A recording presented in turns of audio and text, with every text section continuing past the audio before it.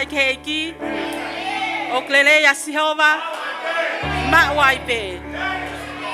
Whawheta i ke eki. Ko lele ya o tua o ta hienia he fiafi ko eni. Whawheta i ki he tu e ngahi tu i ko e ko ngahi eki.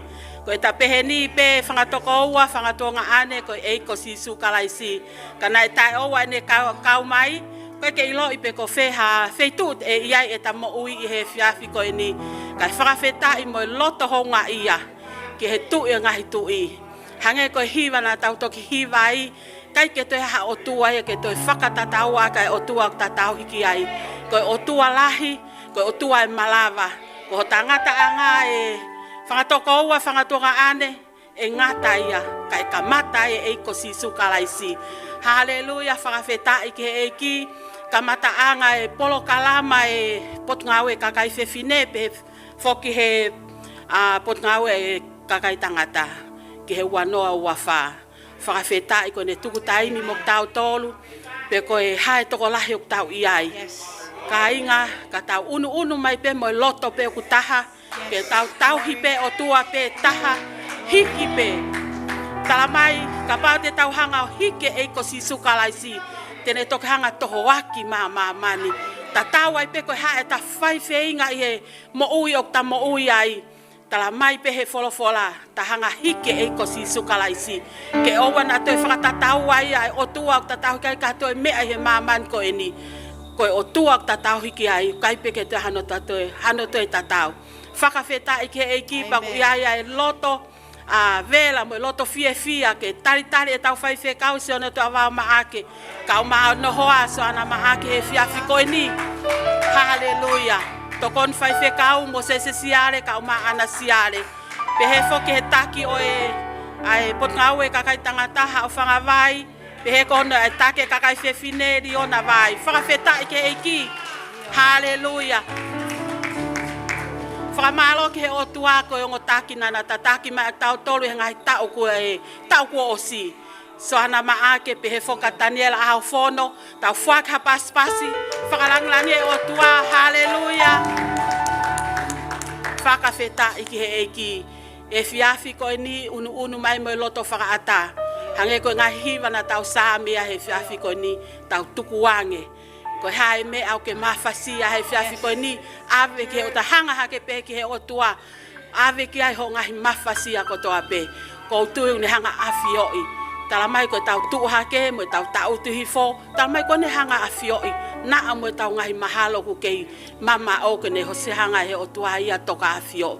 Whakawheta i ke eiki, ka halele, halangi e whangatoko ua, whangatunga ane he fiafi ko ni, tau fia pe ke whakafoki pe nge ia mo e koloria, ke whakalanglangi i pe e ko sisu kalaisi i he fiafi ko ni. O angere me whenga marie ka neo mai mo e kauta me a ke ne omi ai hu mo e whakawheta i o e fiafi ko ni, whakawheta i ke heiki. Hallelujah. Praise the Lord. This is the day that the Lord has made. Let us rejoice and be glad in it. Every day that God gives unto us is a gift.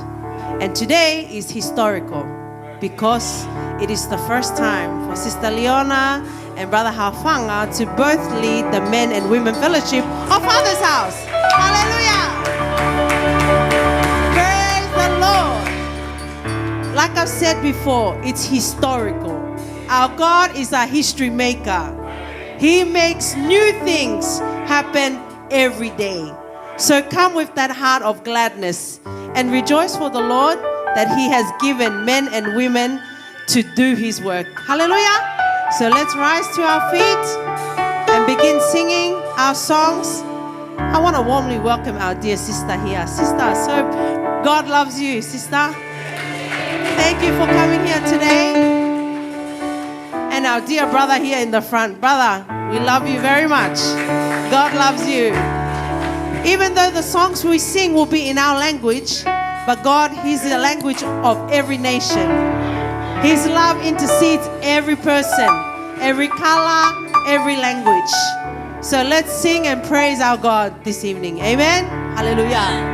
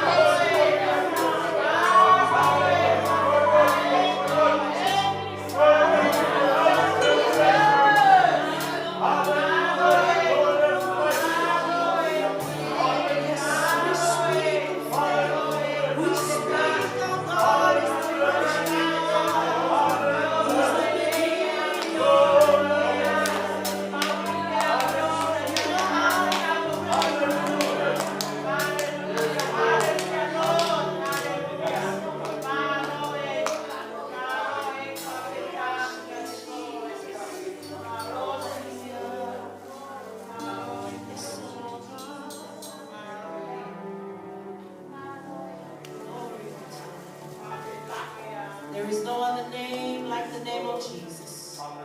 He is the name that saves, the name that rose from the dead, the name that redeems all sin of every man forever. And that is why we stand this evening, Lord God. That is why we come, Lord.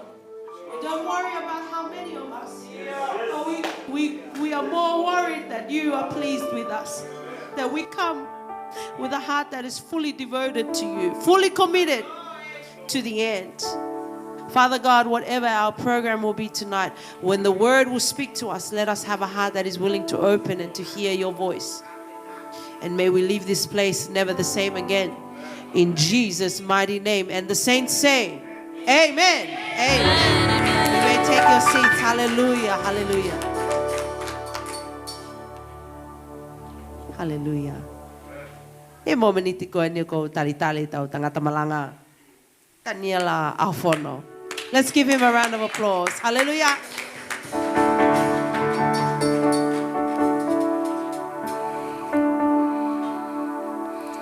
Whawhetai ke iki. Ulerea siova. Mawai pe. Hallelujah. Hallelujah. O tomo atu ka whawhetai ke o toa mafi. I he tauhau ko ne whai. Whātuutai tau tolu I he aho whakoloa me aho tāpua koe. Give thanks to God for this wonderful day he has given us. He ko whatapu ba mo whatolo ke he tātai ki whawhikau so toa wāo. I give my sincere respects to the senior pastor of the church Mahano hoa soana. and his wife, Sister Soana, Me whātaa he propiti. to allow the pulpit Kawai mo tau tolu he whawhikoe. So Pea I e can share with whatamage, us. whatoloat ke he tonu whikau. Sese ka maa ana. and also to our assistant pastor, Brother Mosese, Peki he Sister Anna, te ngai pate. the rest of the board of elders. He ko whatamage he whatoloatu ki he takio mensipi. And also to Whapapalai te koe my tatai. respects to Whanga vai. Brother Fanga, the leader of our He ki men's o fellowship, hoa takio tamuri e maa and riona his vai. wife, the leader of our women's fellowship, Leona. He ui e kiu whai ka mohua. E What tau the Lord is koeni. doing for you in this year. Ke Amen. tau kena moa he ki. Hallelujah. Ke Amen. hau o tau. E whatamage si ka o whangai whae. Si holaka maa mere. Next time, my Sola. respects to you, mothers and fathers of our Me house. ana ka maa saloni. Yes. Hallelujah. Ke Dona le ka moan muna tosi whanau whinta o konga whataha e whawkoe. Pea whatamage si whangai tamai. Si soni ka maa latu. E kia Also to the fathers of our house. Praise the tochi ka Lord. maa isi. Yeah. Poi. E kia tuuta ka maa sione. Tau konga whataha e Praise the whawkoe. Lord. E whatamage ko ku prata koni. Yes, I give my I dear love you, brother. respects to my dear brother here. Nak whaamu bea ne afi. Au mai gane. Ke heni hoku toko waka ni ko hoku kaunga me ane. He is my dear friend, Ya ku whafta ke ki and I hene. praise God Whafta waki mai tau kaunga whata. that he is here with us Ke this heni evening. family. Be ku whababu tanga foma ke he take mensipi ke ukau he vahe whafkoeni whawa e tau mensip mo tabli mai tau anō wafa. Oro ke tā puaki ke ku mo ui. I count it a blessing to my life. Pea ko balate ki vahe ki tau toua ko ne si fokat ki tonga na ne pehei very fast pe. Pea ko pehe ku whakau wha taimi lahi ku wha wha mo family. Wha mamai lahi wa tamai fuloloa. Many times my family would say, say, lo hai tamai kai pa ko pehe hanga tau ni. Ke ki hanga ko ki ta ofo very fast pe. I will be obedient and I will share just a very brief. He ku te mai ai ka nanga e ki kene toki o mai ho tau fama opo ko Yes. ta ko Hallelujah. te fiai au ki te ki lave no pe ki tanga fua ke whekau a koe ni ki wholofola ia loma wahe tahaua. Romans chapter 12, Vesi ulaki ki he nima. verse 1 to 5, in which we will take our But they- sharing for this evening. Pa te ulau pe ia pa fai pe hau ki i vahe no no. Mo Now ki s- testimoni pe ke ngawa e ki une o me And maa. I'll share on it and then share a short testimony about what God is doing in my life. Ta loma vahe taha wa vesi ulaki ke nima. Romans 12, verse 1 to 5, Ai une pehe. in which it says, Koe ne ka inga o ko kore ai ke tiki mo tolu. Koe mea i he ngahi alo ofa ngofua o toa ke mo atu ho mo sino koe wheilau mo ui, mo maoni oni, mo lerei ke o toa. Aia koe ngā aue o tāu mo ki mo tolu ke whai. Hallelujah. Vesi wa, pe aua na whātatau a ki mo tolu ke he mamani, ka ke mātua ki ririu a ki mo tolu i he whafo ou o mo loto. Kouhi ke mo ilo pau a whino ngalo koi a o toa, a hono lerei, mo hono aonga, mo hono hauhaua. E vesi ono tolu, he koe mea i he o whā ko whaki ke te au, o kou tala tuai ke tangata takitaha ko tape. O kia teki mo tolu, ke oua nā lelei lahi ene mahalo kia te au, i he mahalo o totonu, ka ke mahalo whakapotopoto o whātatau ki hono lahi o e tui, ko wahei he otua ki he tangata takitaha. E vesi ono whā, he oku hange, oku iho tau sinope e taha e ngahi kupu lahi, ka i kai whai e ngau e tatau pe e he kupu kotoa pe. E vesi ni ma, oku pehe foki, aki tau tolu, koe tolahi, ka koe sino pe taha ia kalaisi. Hallelujah. Hallelujah. Le oku tau whe aonga aki whakataha a e kupu kotoa pe. Hallelujah. Praise the Hale, Lord. kou tui pe koe kata a soana, o kou tui oku whenā pasi, kou ilo pe ku gau e ai ki he whiawhi koe ni. Ka te Praise the ki Lord. lave no pe au ia i he ki vesi ula ki vesi ka toki I will hawa speak briefly on hoa the kau first two whai ho verses tau of whamapo. Romans 12. Ki mua ki whai o ki vai te whai pe ki testimony no I will share a short testimony. ki ngawe e ki. In regards to what God is doing in my life. O tōku o kai gata hai e puri au heni ko si ilu au ia. All of you know who I am, and my name and my family. I he wanoa wo wa. In 2022, Whaoku mai he tātai ki ke u alake o whakakato mai e tau mensipi. our pastor had elected me and nominated me as the menship leader. E tau o si. Last year, Ne uia he tātai ki. Ta mo e puate ke hoko koe I was take o mensipi. called yet again to be the leader of the men's Pele ke hao hao fellowship. e halafono ngā ia And the journey was not Kau perfect. meni. Nei whai pe ngā ue ka nei lahi pono ngā hipiau tā. Wau whawhetai. Nei hao ma ke whao singa. And even unto the Nei very kawa end, e ki he kumo ui. God was Nei with rea me. e ki he te sevari timo no God wa. spoke I whai ai to- maloki. O ku whoku vahe koe ni he kua whio e he kem. Hao ma ke aho peheni. O Novema o e tau kosi. Whai ki November of whaafe last ku. year, Ko ngā tangata pe ko nei stoa ke mā. Alina kia ka te tapu. Se wha pentekosi pe. a friend of mine invited me to attend Ko his alo ngā au church. pa tō mui atu ko si whai a ka te tapu e. Whai ata maati ki kai. Came back from work and missed the Bible Te study. whawhe mai pei ke makena po malanga i he aho ko ia. Sa And he pati ko. invited me yet again to his service. Pau kaunga whataha mai whai pongponge na malanga. Fuke taha.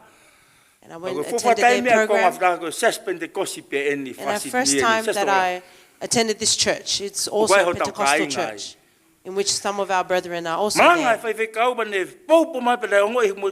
O wakawa ke baptaiso. And the preacher man was speaking about baptism in the Kau e hau water, ki mua ke orita. Anga maheni pe mo And those ui will alu. come to the Whai ai. altar, Lotu. in which I would always come. Whawhiu ke te au e baptaiso. They would ask me questions about water baptism. Pe ko tui ke baptaiso. If I believe in water baptism, I said, yes, Ko tui ke baptaiso. I believe in water Ta mai baptism. pe te fōu i he vai. They asked me, Pero have os I baptaiso ki been mua. water baptized? Ka ko mana baptaiso o si alata ko ni matu o mo ui o mo ui ke e ki. And I said, but this time round, Pero I've now baptized been ki living for mua. God. Pa te whai pe au e kai When I was baptized before, I was not completely Te eke ko changed. ua mai ai tamai ko ni ko fisia. This man asked Tui ke again, baptaiso. do you believe in water baptism? Ia pa tanga ia. O And I mai said malo e yes. pe ke fōu ai. Pa koe o koe ke vesi anu ne lave ia hoeni hanga vai. E vesi tolu o ku ne pe. In verse 3 it says, He koe mea i he o wha ko whaki kia te au, o ko tala atuai ke tangata takitaha ko tape, o ku ia te ki motolu, ke oua nā lere i hake ne mahalo kia te e mahalo totonuka, ke mahalo whakapotopoto pe. For by the Hallelujah. grace, for by the grace Ta given me, I osi say ko to every one pagkaiso of ko, you, manu ko te atu ki te mo ko te whakau kau pe koe, Alu ai pehe sasi koe ni. And I was thinking to myself that after I've been baptized there, that I would follow this church. Tuika ngā wela mahanga eki sa lau mara eke ua hoko e mea. Pea whai e tānoa mo tātai ki, te mahi tātai ki ke mā tānoa mono. And I had a discussion with our senior pastor. E ko ku vahe ku testimony ko o wa ke o se ta ko si. And even up to the end of last year. Ka ja pal pare mai ka nga ko vahe e mo uina ku fo wai ha o. I'm just speaking about the experience I had. It's a wonderful thing that you had gone gone through water baptism. That you continue to serve God diligently, no matter where you will be. Vahe mo fa malo la. I ha usia a ko ni.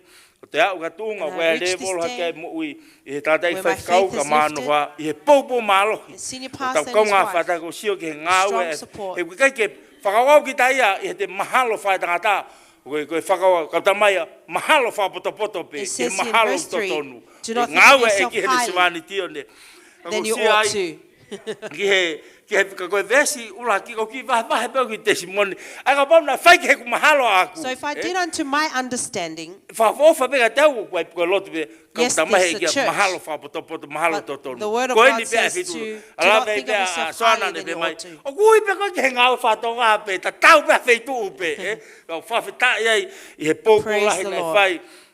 Andai ki whaiwhakau ka māsoana, pōpō iai mui he tau kosio, ka kato i ngā au e tau kosi, o kei tu whataha pe. Wau mai ki ahoni, o ku uia I he whatongia e taha, pa ku whamalo lahi ai ki he tātai whakau, a māhono hā I he pōpō, pa mo e tūta whaaku whai, I he motani neongo I kai ke hene whamni kau kou tui mo, amanaki lahi ki he eiki. Even though my family is not here. Ki vesi ula ki me ki vesi wa, te ki I lave no bagi ai, ki hanga lawa nei very fast pe verse 1 and verse 2 ha we te fefine he sevani te ai kaunanga e ki o me falo tolahi ma ki vesi ula ki mo e ua o mai be ki fai whakauka ko e niu be ko lotu pa mo ko whailau lau mo lotu mo ngau e tau whai whai ko tabe alo ofa pa mo manawa ofa ki ofa pe ku hange une pe mai he whai ke tau whai a lotu mo ngau e ke whai ki whahoi fua ke otua au to sia I he tau koe o rawe kia klose vahe tolu vesi fetu ilonga hanga au pa rea te tau whai ko tau pehe wafa e ki tau tu whatahai e pore pa mo whalo tolahi I he aho koe e ngau e ki o ngai ko tari hange ko hiwa tau tu whataha I he ngaua e ki ka tau ilo no lelei mono whaka ofa ke tau whai e tau ngau ke tau whahoi fua ke otua I ngau ko tau pēu tau whai o tui koe ki wahe no pe mo whawhetai e ku mo ue ku wau sia mai a aho whakakoloa koe o tau kaunga whataha pe kou kau he lau pa kou lau he kau I he ngaua e ki o ngai ko ki wahe tala loto no hangulau hala whono ngāia that is the journey. It will never be perfect. As we overcome last year and reached this year. I give thanks to the senior pastor and his wife. Always. And Brother Fanga for allowing this opportunity. Vai frava o tau programa municipio e tau. Pakai tala monu atu. Fanga ka koe moriona I ngā anga tau koe ni. And I speak blessings unto you, the new leaders. Tu ta whaki o talanga fua mo popo a te. Standing beside and supporting you. I ngau ta pe papegi mo tolo ta pe. Wai o whalahe atu. I have sincere love to each and every one of you. In the name of Jesus Christ. Amen, my Lord.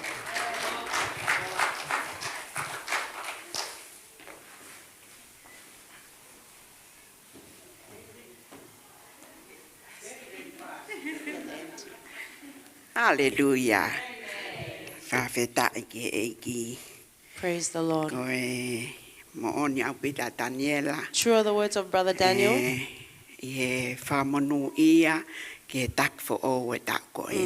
his words of blessing to our new leaders for this year. Not because I am the pastor's wife, but that is my heart.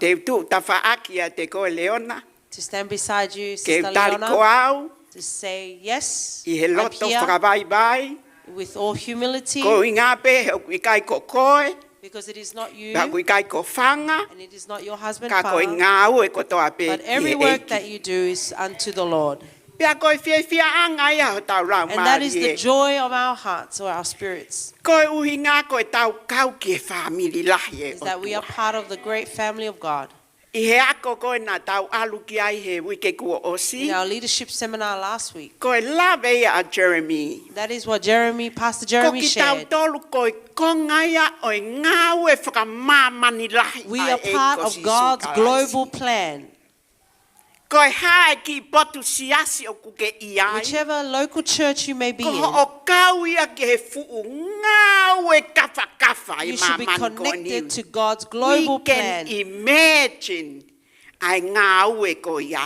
Koi ngau e ia ai e ko si And that work sukalaisi. belongs to Jesus Christ alone. Pena ai e ne lave ai. And he also I spoke he ako about, oi konga whaka osi. in the second part of the leadership seminar, Ko e siasi, the church, ko e ngau e ko ai siasi, the work of the church. o kui kai ke tokanga mai e ki ia pe ko hahano toko lahi.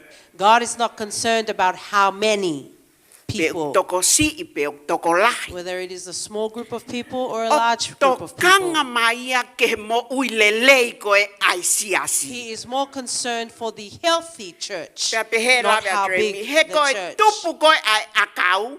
For when a tree O kui grows, kai ke lalahi ko toa pe akau. not all the trees O grow kai big. ki akau o tupu si si. There are trees that are small.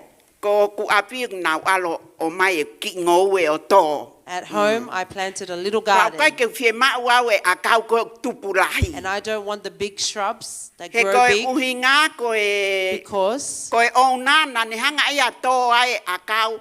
Pe atupu e pa ni hanga te ke i e la ko ni hanga o mai. so the owner had a Ha big ule tree wau there mo that foi whakakau kau ko e ni. grew above the Te awning. tā pe ki he ona ke I ne thought- o mai mu aka te au ha whakangofua ke ta aki e au e ngai fu Allow my akau owner la to give me permission to take out these big Au alu le trees. wau ke paning. And then I went to the Te Bunnings. ki ai ke uilau ke mea koe tō ngoue. I've never been a gardener before, Alu pia o sio no whakamatala ko he ki tiki te ko tuku and he I fu would read akau. the little labels on the Ko little fu shrubs akau ia ko ni he kai ke grow big ka ia. that this shrub It won't will grow stay the same. big. See? Ko mea uhinga ki ai. Ai fola. Kai to kanga ia pe ko sias lahi. He's not concerned about how big a church is, Kanga e ki He's ia more ki he mo concerned uile lei ko e ai about the sias. health of the church. He koe whakamo oni malohia kia te koe mo au. For that is a strong witness unto you and A I, e takau ki hasiasi ok mo uile to be lei. part of a church that O is kui kai ko healthy, hasiasi ok mahamahaki. not a church that is sickly. Tapu pe mo lea. Ka tau ai pe lea mahino. But let us use words that are easy for us Ko to uhinga ke tau understand, mahino i ai visone mo tau so mua we can ai understand the otua. vision and Ki the hono purpose of siasi. God for His church. Pea koe hale vai whakawhehu i. And what What then is the can you question? do to make your church a healthy church? Koe hale vai ho mea te ke whai ki ai. What can you do to make your Koe church whehu ia e a ako ke healthy leadership. church? And that was the So question. uka kia hatahaya e toi hao hao a miha So koe no ngā one ue ko ia. is Every out. person Ko tō taha ko tō ape, o kui ai e ne ki i ngā ue ke tokoni ki e siasi. has a job to do to help the Ke church, ngā hi ko siasi mo uilele. to make it a healthy Wonderful, church. eh? Amen. Oku ne tana mai lewa e Jeremy, oku I kai lewa ke ne ave presa he whai whekau. There is then no He pressure koe ngā ue just on the whakawhai senior whekau. pastor. Koe fu ngā ue lahi ia. For working as a pastor is a very big Kaku task. lahi ia koe ngā kai ke tau ilo me au ton ke tau whai ki hono siasi.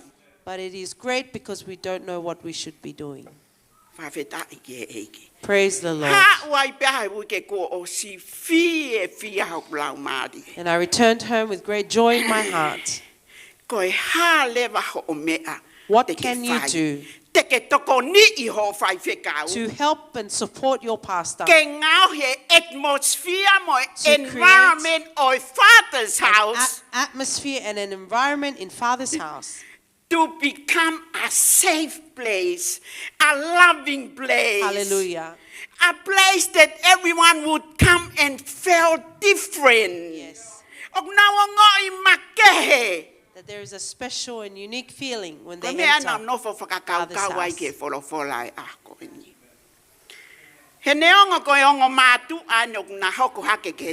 Because although it is a husband and wife that become our It's leaders, not an easy job.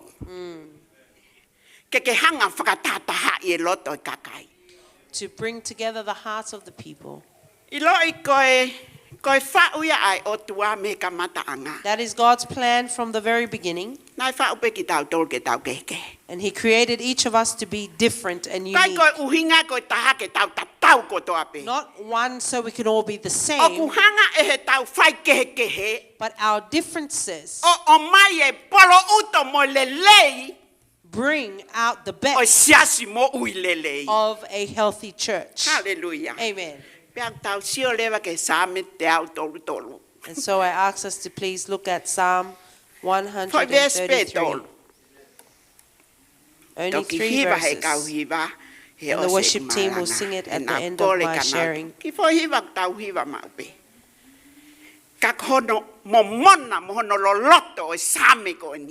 But the depth and substance of the psalm that was created by David, from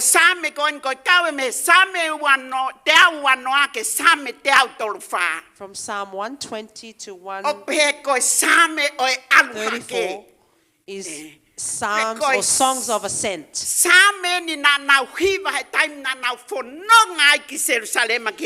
the song that psalms they would sing as they journeyed upward to the temple. It was a song of meditation, reflection on their life. One song, one voice, one mind, one purpose, to lift the name of Jesus.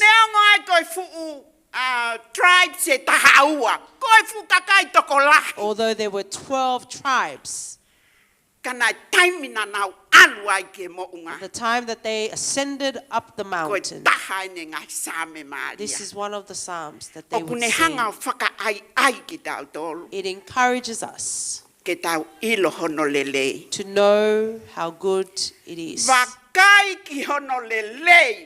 how good and pleasant it is. Yes. When God's people live together in unity.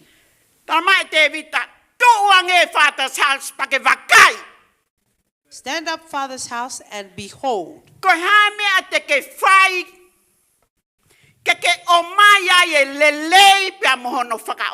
What is it that you can do to bring good and pleasing things that we could work together? We know that is the words of Jesus in the book of John. One thing that the world will know that you are my disciples in how you love one another. There's too many of us to have any quarrels amongst us. I like it when there is only a few of us. So we can have harmony. We speak with one mind. We live in one way. And the psalm says how good it is and pleasant it is. It's mean this goodness excellent. Means, yeah. Because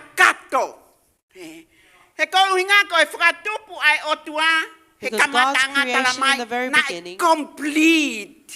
Yes, His creation was complete.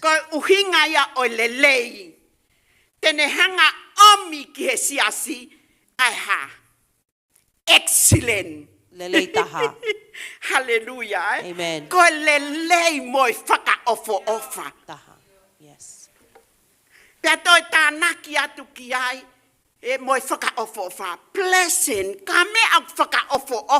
If something is beautiful, we attain or we strive to attain it. Good and pleasing. Kai ngahi me akai ia o lelei pia sai ko tau sino. There are food that is good. Kai mo me akai ia tau kai pe tau kai sai ia. There are O food we fo eat ia. that's pleasant but it's not good for Me us. akai tatau pe. It's the same thing. Ka koe ni au talamaya. Lelei pia toi whaka ofa. But here it says good and pleasing. Ai ngā au e whakataha. Ai kai ngā. When the brethren. Brotherly love. Yes. Hallelujah. Ne ongo kwa tau ngahi pikinga. Tau toki o mā ilo o kwa tau family. Yes. Ye se asio eiki. Now we come and we know Ka that aku we have family in the church mahuluange of God. brotherly love o glave ki ai koe fola. Yes. So, but the brotherly Opi love that the kaya word of ha God whihoko speaks about. taki. Ka koe uhinga kono lelei mono whaka ofofa. It brings us together. Amen. Nai pe kia kalaisi ke hinga ke bring us together. Christ died. Nai to kai bring pe us kia together. kalaisi ke whakamawai He did not die so we could be divided. Nai pe kia kalaisi Christ died. ke ne omi e tau differences. Mo e tau tono no, mo e tau hafua mo e hafua. Ki tau tolo whakatahape. Bring it to unify us He ke lesi pe ai o. under the grace of God. Kono fo whakakau ki hono lelei mo hono whakaofo. I think about how good and how pleasant. Ha hono uhinga mea talamaya he tangata sami. Why does the psalmist say these O words? kuhanga e ngau e whakataha o mai lelei. Unity brings goodness. Uluaki he kune whakafoke langlangi. Firstly, because it Yeah. returns the glory unto God. Kaiai ha whalukunga kakai pe ko hasias. If there is a group or church O ngau e whakataha. who work together, Oh. E hu pe ko te hu pe te o siongoi. when you enter their Ai place of atmosphere. worship, you can sense it in the atmosphere. Ko e atmosphere mo loto ngai o tua ko ia pe kune o mai. Unity brings or draws near Ko the mea presence na nau of God. fie ai mo nau hiva he nau alu ki he mo And that is unga. why they were He delighted nau and joyful ilo when they o sang. kuiai e tako taha tene whakawhetau laki mai ki a te Well, they nau knew tonu. there was someone who would meet them. Ko mea tau fie ai hau ki ono sai one. That is why we delight in Sunday coming to after his Sunday side after Sunday. each and every week. O ku kai ko tau o mai pe ke tau whesio whaki. Yeah, we don't just come to look at one O another. kai ko tau o mai pe ko unga ko toi uhinga. We don't come for any other reason. Ka ko tau ha mo amanak lelei But ki we ai. come with joyful Ko hope. tali o ki he ne wholofola. For the answer is in his word. Tatawai pepe ko hai o tu at mei mu No anu. matter who will stand from the Ko e front, wholofola o ku ma oni. the word of God is holy and Ia te righteous ia pe. in itself. Ke whai. Ko mea ton ke tau fie ai hea. That is why we should Kai ke rejoice hata hai ai today. ton ke ha rotoma. Ha rotoma mahi ka ke fok fie. If you come with a heart that is broken, Hallelujah. return with a heart that is healed. That's what I fe ofo ofani koe mo e Yes. atmosik fia koe o ngau e whakataha. That is what draws the Kasi atmosphere of hu unity. maha taha ku mamahi. That if anybody Ko who ke is mali downhearted atu. and you respond with a smile, Mo ne lahi ko hange ha lolo kua i ke hatahi hou. yes, Ake oange fie mali e you peace. give them peace. Before ke tala noa koe mo ke lea ki ai. Before you speak o to atu them, o mali. your smile, Ke whakawhetau laki ki hene mamahi. your greeting can meet their hardship. Yes, Ko e whawhetau laki tonu ia. that is the true response Ki ha mo ui to a life o ku fou ha whaingata. that is going through difficulty, Ko ha kakai o ku is a kumi mai people ki ai e eki. that Ko who are koe ia seeking. moa. This is the type of people that God is seeking. Ko e ngau e ko e o e WMC. The work of the Peheke women's menship. and the men's fellowship, Ko e ki eni o e siasi. it is one of the keys of the church. Pea ko e uhinga mea tala mai ai ko whakatata ko e. And that is Ki why he it ha. brings us this example. Ki hono anoine ulo elone ake lolo. In verse 2 where it Tala says, mai it is oku like the precious oil whakatatau upon hono the head. lelei mo hono whakaofo ofa. Yes, it's good and pleasantness. Ki he lolo na e pani ake ulo It's elone. compared to the precious oil that was anointed on the head of Aaron. Tala noa ki ai whakama motua. In the Taimina Old tutu Testament, unia he o tuaka Moses when God commanded Moses ke tāpua ki ia Elon. to bless E Aaron, kai ngata pe ia Elone, mono ngahi foha. not just Aaron, but Ki his he sons tuunga also, kua hanga e o tua whakotu ki nau to the tōki ai. position that God had placed them in. Nai os tāpua ki e kautaki hen. All the leaders were already blessed here. Even though we didn't put oil on their head. Although we didn't anoint them with oil, Kana tau lotu mo tāpua ki iki nau we tolu. prayed and blessed them. Koe whatongia, koe The mea mamafa. responsibility is Koe something mea that ke is ke heavy, tokanga pau tokanga ki ai. something for you and I to He treasure. na e o atu e ki mo ene amanaki ki a te koe For te ke God whai has hole given leita. it to you with expectation that you would do your very best. He koe ngā he kapau te ke whai hole leita ha, while you are in that position, For if you do your excellent e hau e taha hotu au best whai au in le that lei position, ange, the one after you will do better than pa ke you, nofo le wako whakaangai, and then you would stay and moloto ko. despise them. Ko ngā ui ia eiki, it's going from glory to glory. But the work of God, yes, goes from glory to glory. Tau ilo, We know, alo e foha. as you know, my son has left our church. Sa pate pe tohi mai foha he mau Next pesi. Sunday, he wrote to us on our family chat. Whakawheta iki he eiki. Praise the Lord. Koe ki siasi koe ni ku mawhiri ke maalu ki The ai. small church we have decided to attend. Cut the story to short. I'll make the long story short.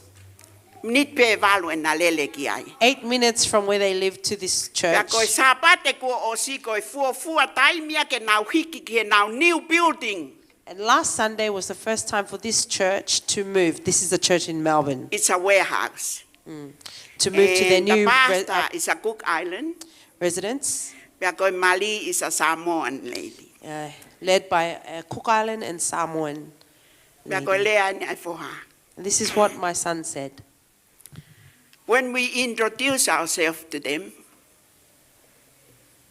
na talang he whai whekau. The pastor said to, Nā ku teu teu he weekend ne wholofola kehe. I prepared this weekend a different Ane words. pō pe li liu he o tuai wholofola Last ke night, malanga. God changed the word in which I am to And preach. it was meant for them. And it was. He ko naua pena nahu. Tange whai whekau. We've been praying for a keyboard player. Hallelujah. We have been praying for a keyboard player. Amen. Hanga lewa he o tua confirm to my. Fia ku alwe pad. O father's house ke fulfill. I call on another place. Hallelujah. Ko fia ka ko It fia. is a joy like no other. O te tau tua tamaki. Let us not be, Tange foha. Doubtful. Ona ke I said, pehete ke hola me ngawe ai. do not think you can run away from the work of Ko e God. ui ai ki he tau mo ui te tau pe inga ke tau hola takai. The call of God can never be Kai ke mui revoked, pe ai ki a te but He tau. will follow you wherever you go. I said, go for it. Armaile Sieli, what a beautiful atmosphere, Mom. When we walk in, they welcome us. You Hallelujah. see, ko atmosphere ya fra amu mai otua. Ke tau ngauhi hono fale. That is They the have been atmosphere. praying Yes. for a keyboard player. Pea to'o atu me he father's house. Yes. Hallelujah. Ke whakakakato ai ngawe global lahi. To fulfill the global plan God o mea has. tuuta, And o God mea has so brought siua. Brother Tuta and Brother Ke ha, Siwa. ke fulfill so take. Ai toko taha ma pehe e nofo pe ya tek maua. Someone that we thought would stay with us always. God plans is all for good. Yes. Hallelujah. Hallelujah. Ko ngawe ai o tua ko tau fai because of him. We do God's work. Because Ko of me him. atala mai e tafe hifo e lolo.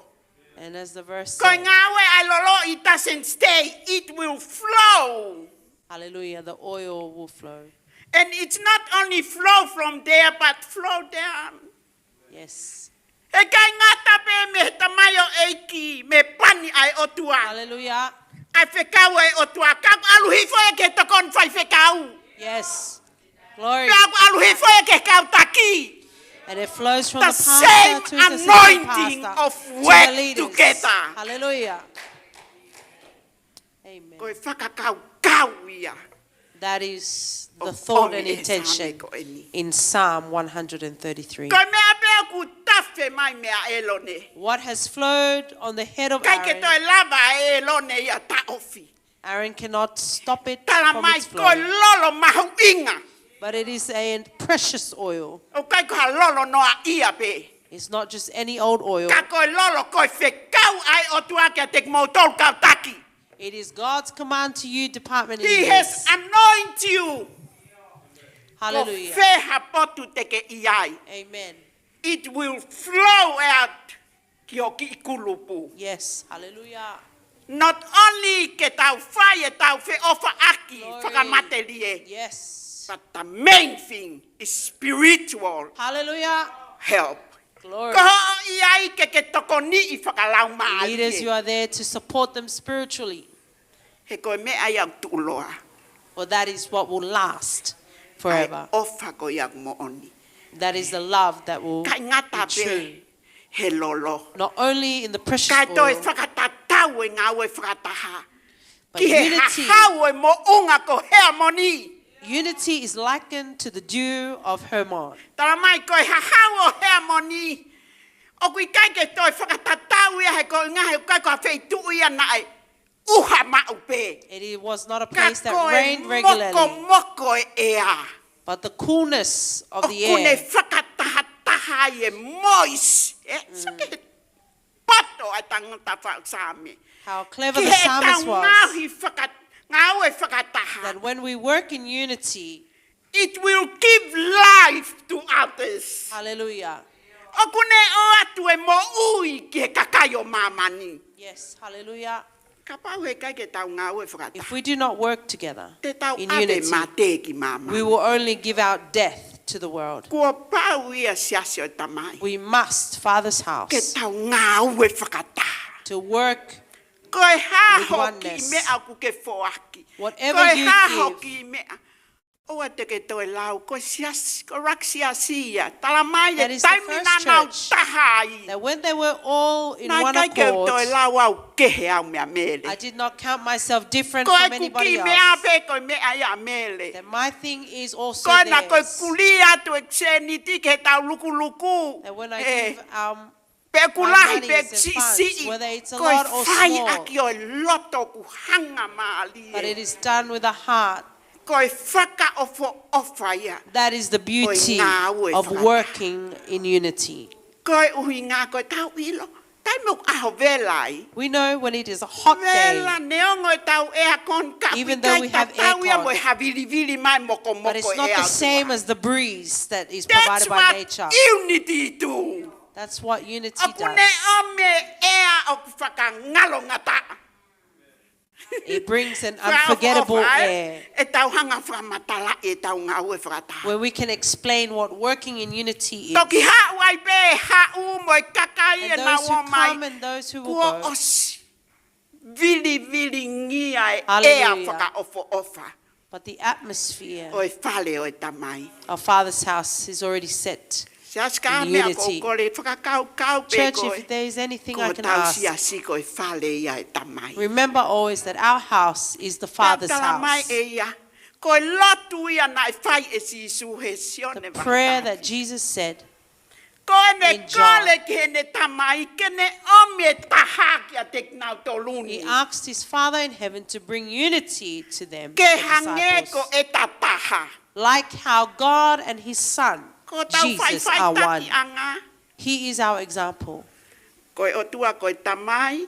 God the Father, Otua ko e alo. God mo the e otua Son, ko e lau and God mari. the Holy Spirit. They were working together. Whaako ki ai toko ni whai whekau. Many times our assistant pastor has taught on this. Koe otua pe taha ka koe pe sona i tolu.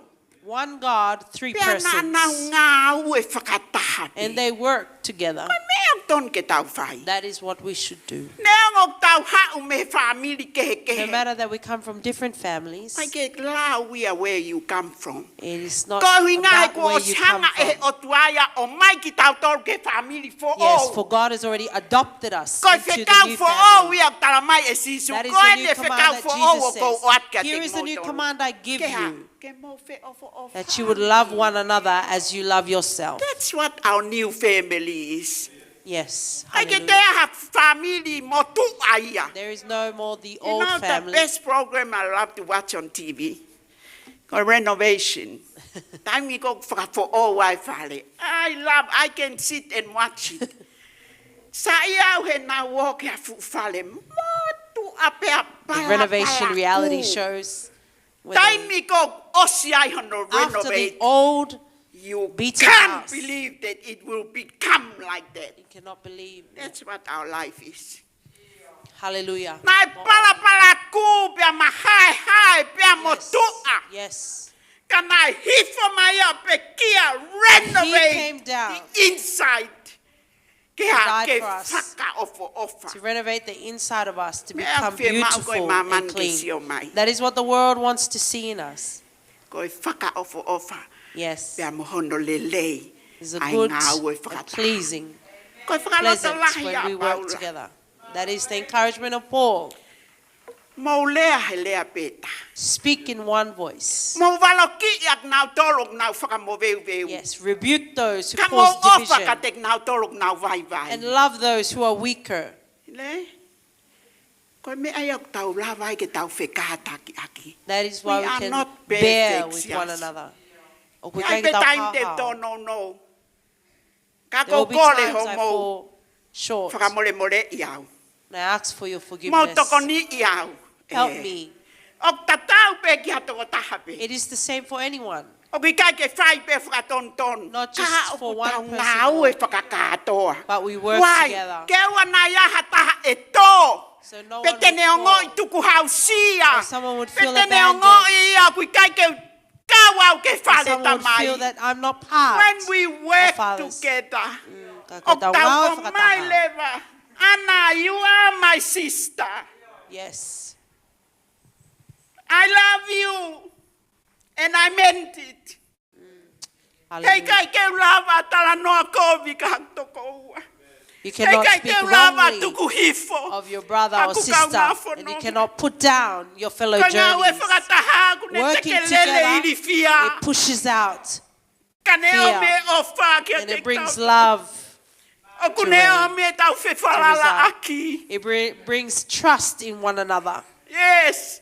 O ku ne hanga o mai e me alele lahi. It brings many good things Ki he when we work siasio e together. ki when we work together. Yes.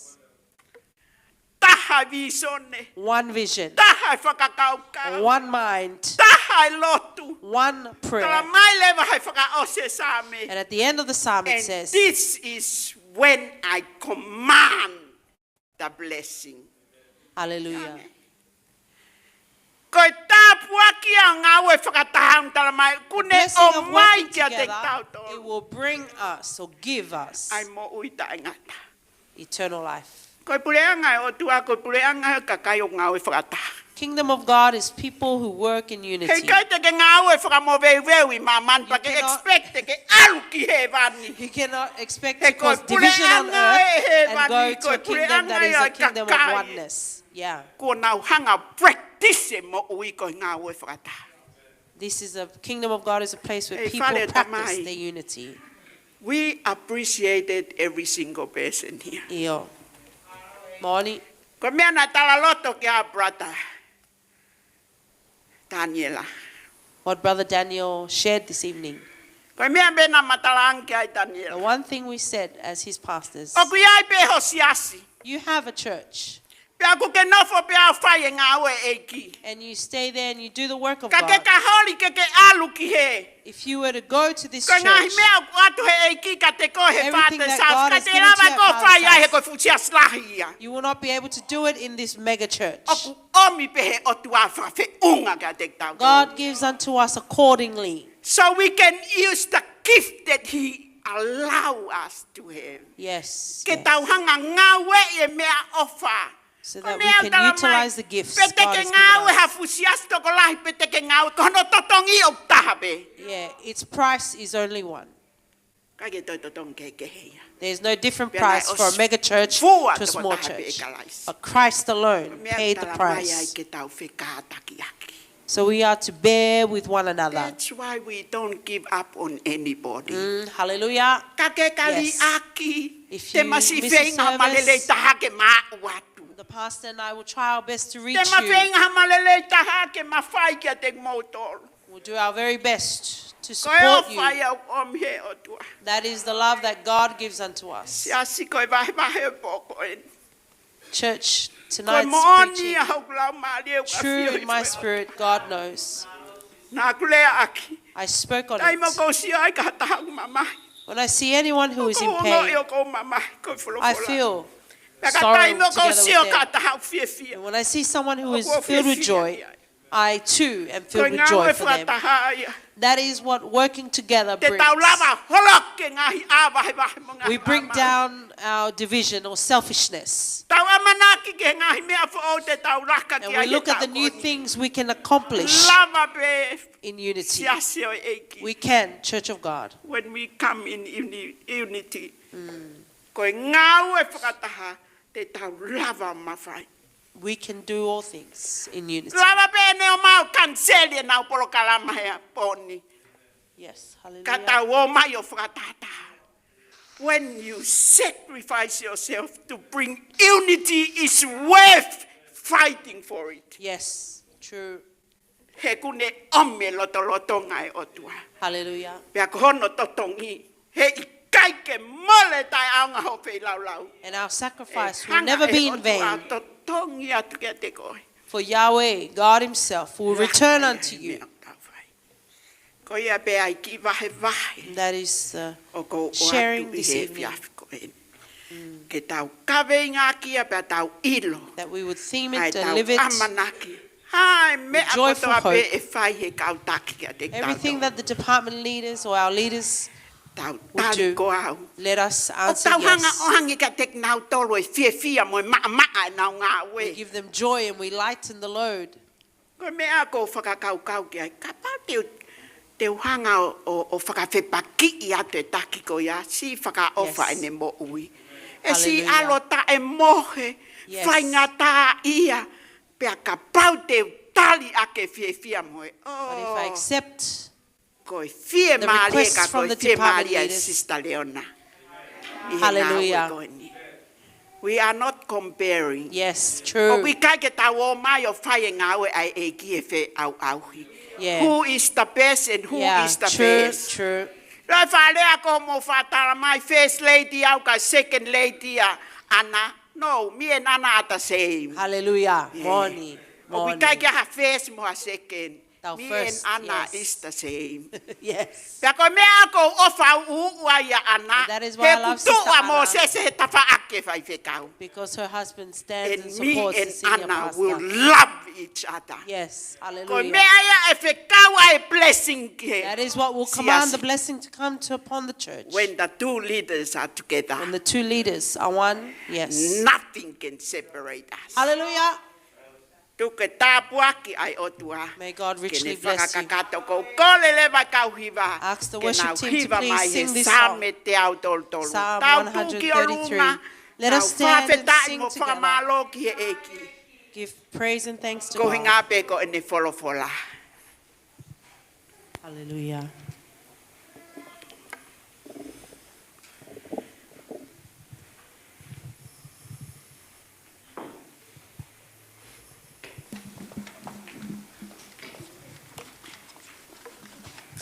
Hallelujah. Tamai o mau whakamalo pe mau whakawhetai ia te koa. Ko hinga pe ko i wholofola Thank you, maa Jesus. mo maa oni oni ai For your word that otua. is holy. Hei kai ke mau lava ki mau tol ke mau whakaikai i mo We cannot whakawheweka say ki no. o wholofola. To your word. He koe wholofola ia koe fufuunga mo ui ki ho mau lau maali e. Pea ko ia pe your te ne word brings lava life. ke mau tua ki mo tau And it ake is only your ngawe word that we can kovi a stand se upon. tane.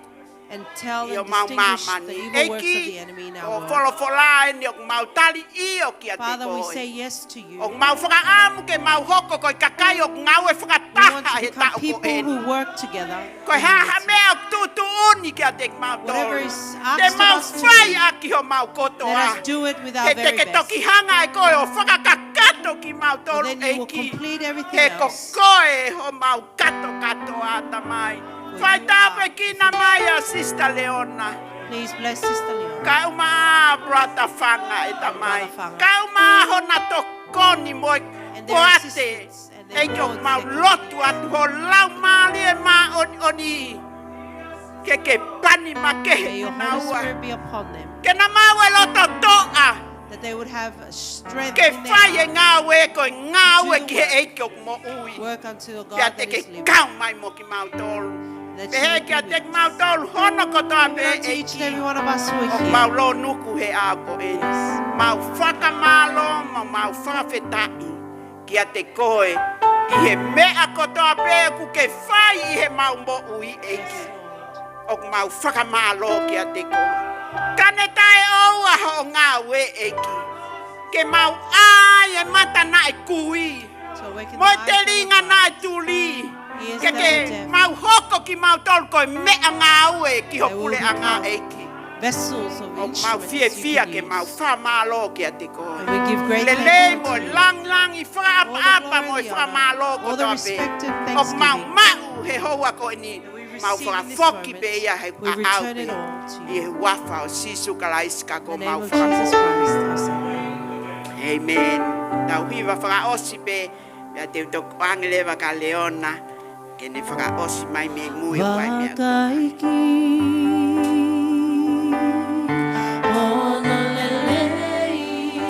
Malo sisu.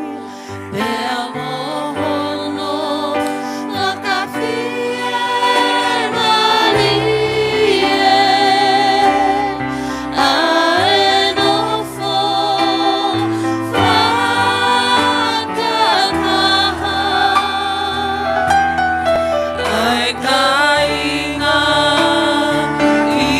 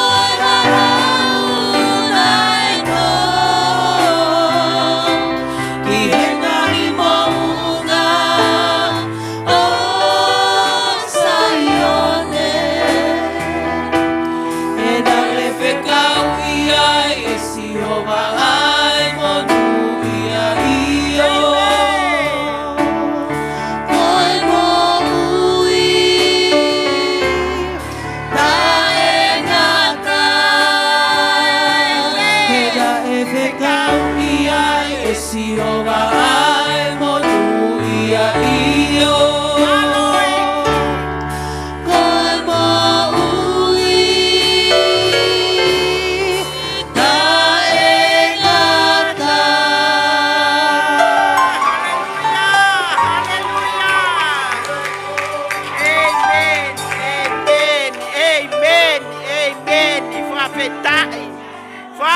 Fetai eiki, haleluya, io eiki, malo sisu, malo eiki, fa fetai eiki, malo sisu, haleluya, gloria que te koeki, fa fetai, mawa que te koeki, haleluya, malo eiki. Malo sisu.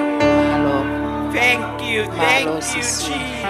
Hallelujah. Malo sisu. Fafetai eki. Fafetai. Amen. Amen. Kata ke mo me ai vo pekilalo. Please take your seats.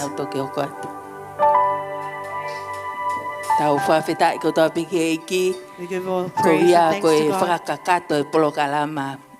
Na e whotutu he tangata ka Amen. whahoko e For the hotua e completion of the whiawhoi. program that has been set by Pea o man. kuhonga lahi ki o maloto. And we are so honored Ko e whahoko whatongia. that you have been Mo e able kau to mai o fulfill lava ai. Ai ngā ue e whiawhikoin. the work of this evening. Pea ko whamalo ai. And I give great thanks to you all. Whawhetai he eiki he mea ko toa pe. Praise to God for all things. Whamalo ki he tamai o eiki.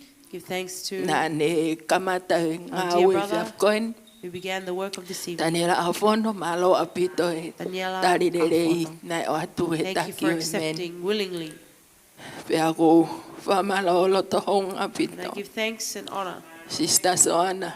Sister Soana, Ma ake ai tari mo e whakahoko e whatongi e accepting whakoin. and fulfilling Whamalo. the task of this evening. And give Moni thanks. apito mea na ke lawe ki ai he Sure malanga is o mai. what we have heard.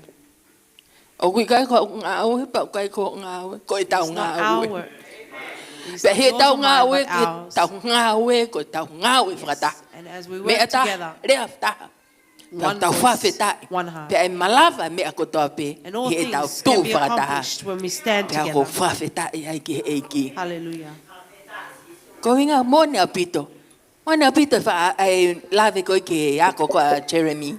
True. O of te our ke whenga koe leadership. ke fua toko taha mea. Yes. He e motu o tu a o pe te ke whainga tā ia. Yes. O mai e mea ko toa pe ke tau ngā ue ko toa pe. Whai e mea ko toa pe. I he Hallelujah. tokoni pia mo e kau mai a e But ki we e do all ngai a things koe with the ni. help Pia tau of God whawhetai mo himself. whamalo And we ai. give thanks to Malo him. lahi e mea ko toa pe o whaat ka te motoru. Pray Whamalo love to ke each and every one kau of you. ke team worship. Give thanks Ai to the worship team. tarim pia pehe ki a neo pia mo e Accepting. whahoko atu. Amen. Time no. O si ta office o mo Yes. ako ta me a honi kai lava e polo Praise the kalama. Lord. Pa mo Amen. mo re koku ko pehe na mo os makai ko ta pe ki he ki he tau polo kalama no tu ato tau pesi. Ka neongo ia ngai me ako to pe ha o pe ku ta lere pe tau loto. Amen. Lava pe me Amen. ako to pe. Hallelujah. Tau tau fa We can do all feta ki things. fa kau Yes. kau mai tunga tamayo e ko to pe tau kau fata. Pe ke Praise hoi the fai kau pia mo tunga kau nanga ko toa pe tau kau fata fia Yes. ko ni. Ko lava e ngā ue ko tau kau mai. Pau tau fa feta mo fa malo ai. Ko ngai ke te fa lo lo ko ai pe ki me atokon ko te i e salon ka o ma a mereana i he pia ko ni. Ke fa ino nga e ki pe ka mata e tau ko ni. Pe tau to re ato ai pe mo ka pati mo me kai ke he pe ko tau os kamata e tau to tau ko ni. Pea o te whakakau ko hea hafu mea, ko i whaka e fiafi. Pea tau whawhetai pe wa mo whakamalo e whakaia e ki e tamai mo whawhetai mo whakamalo. Hallelujah. Ko hia ko tu ke mau i kuna pea mau lawai. Ai whiohio e fiafi ko e ni. Pea ko mau whawhetai mo whakamalo ko ho kau mai sisu. Ngā hui pe ho mau loto ke mau whiafia pea mau tari pe mea kotoa. Hai mea te mau fou atu ai. Ke lang ia pea a whiona. Whamalo ko hia ko tamayo e ki na ne vai o wholofola. Tāpua ki tau lo fuka o mai toinga no whamiri ke whatonga. E ki o maulot ko hia ko kaunanga pa mo wholofola. tapua ki ka peke hu se pan tipa mo fu fa tongi e tau ko ni ma lo tu tapua ki mai taha ko toa pehe mal ho sayone me to ko ni tu ku ka to ma na tapua ki mai fa malo ya ko mau sino lava ngai fa tongi o anga me muana ia kalais ko alo ka ko mau fa mu ui amen amen malo fa feta. Thank you. Have a great evening. Good night. Mo nela lulu pe nela ka ke ha o ai me te pile ka e tau hoko atu e